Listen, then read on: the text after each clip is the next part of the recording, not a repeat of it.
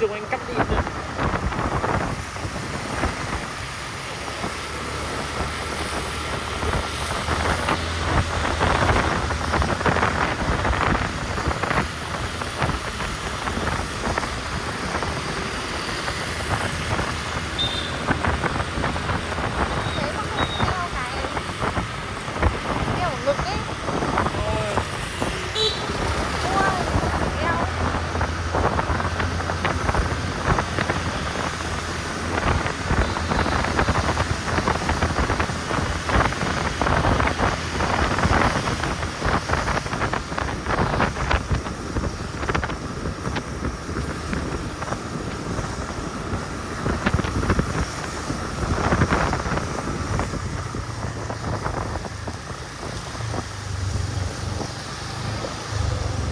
Đường ở đây đi như ở Hà Nội ấy nhỉ?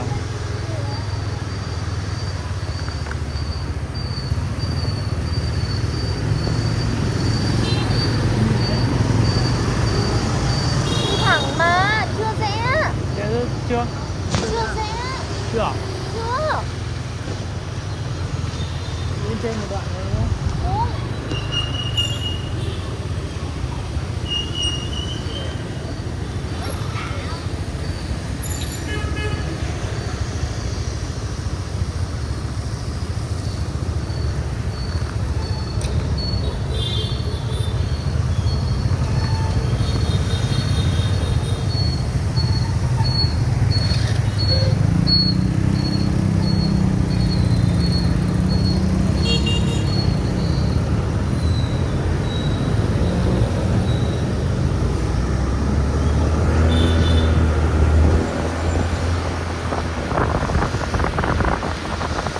Phải hỏi em là rẽ chưa, đừng tự rẽ nhá.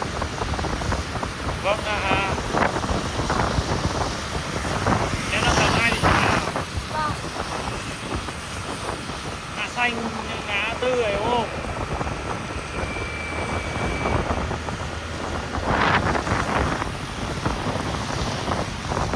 Đúng rồi đấy, ngã tư này rẽ phải.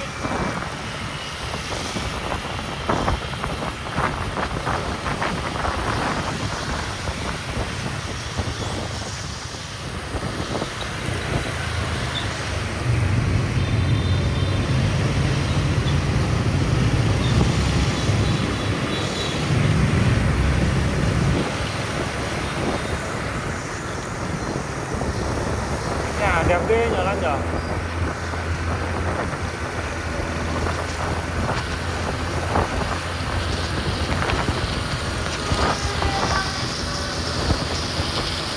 Cứ đi thẳng đi nhá. Đến cái vòng xuyến là mình vẫn cứ đi thẳng đến vòng xuyến. Rồi.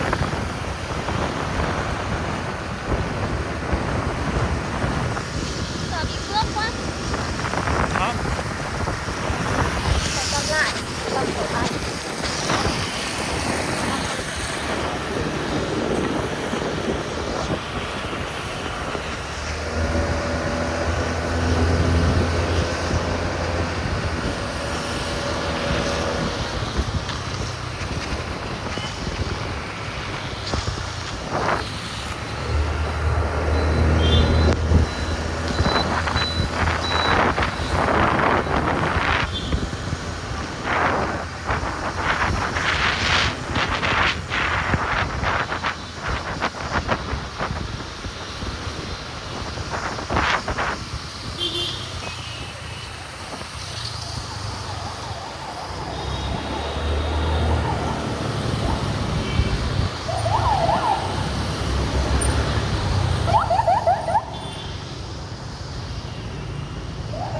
Cam nét thật chồng ạ.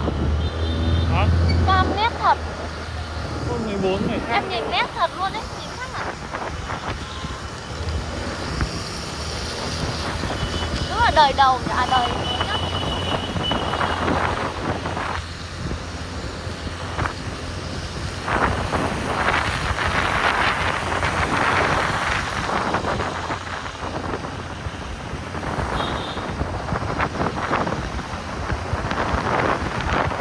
Hơi có không khí của biển ấy. Dạ. Vâng.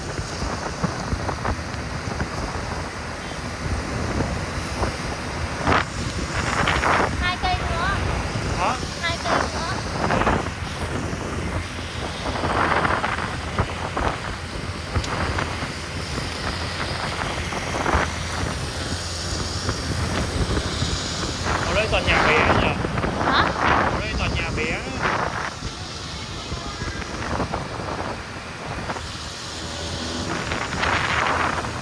Nhiều nhà bé nhưng mà nó kiểu san sát nhau luôn.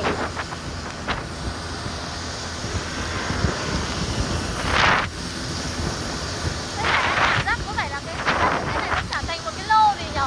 Ừ. Cái chỗ mình ăn bánh đa cua cũng thế nhỉ? Nhà lộn xộn.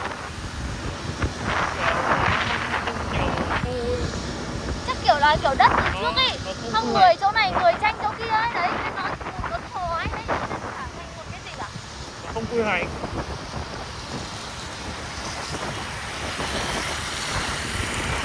Đây, vòng phía này vẫn là đi thẳng nhá. Cầu này là cầu gì?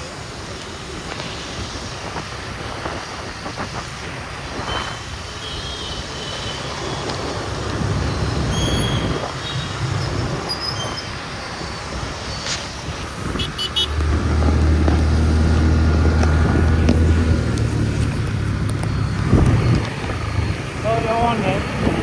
Hả? Eon đấy. Ôi, mới heo on này á? Tối đi chơi đi. Ơ, tối đi vào mua Unikino. Đi.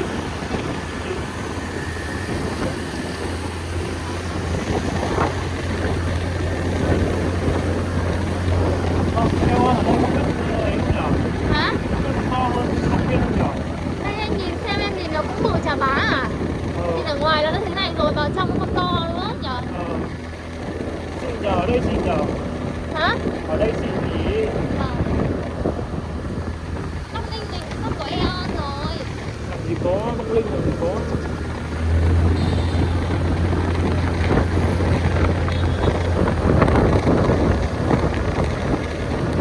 Nhưng mà chả đi gì bằng thích bằng đi xe máy chồng nhở? Có ô tô riêng thì cũng thích. Ra ngồi ô tô là bí, là kiểu nói chung là bí lên ngay. Hả? Ngồi ô tô nhiều lúc mình ngồi ô tô sướng nhưng mà đi dạo ấy, đi xe máy sướng. Vâng. Ghê Thế nhỉ? tưởng thế chứ sáng ra mà vội đi làm ấy nhỉ? Đánh ô tô ra là kiểu hơi bị sốt ruột. Xong rồi gặp tắc đường, quả tắc đường nữa. Quay xem. Nếu không phải nha. Đây đúng Chắc không? là đèn xanh đèn đỏ này đấy. Đây nè. Ừ đúng rồi. Mình đi thẳng là đi xuống Đồ Sơn ấy. Vâng. Đi thẳng chắc tầm 15 cây. Gần 15 giây. Ừ, Bằng con phố mới về nhà em. gần mà.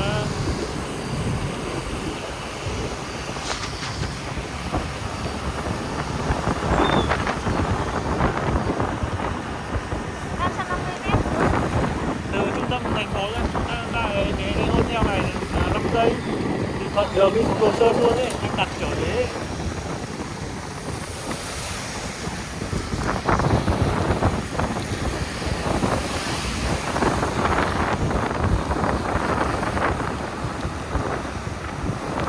Rác, rác, Hả? rác. Đây à?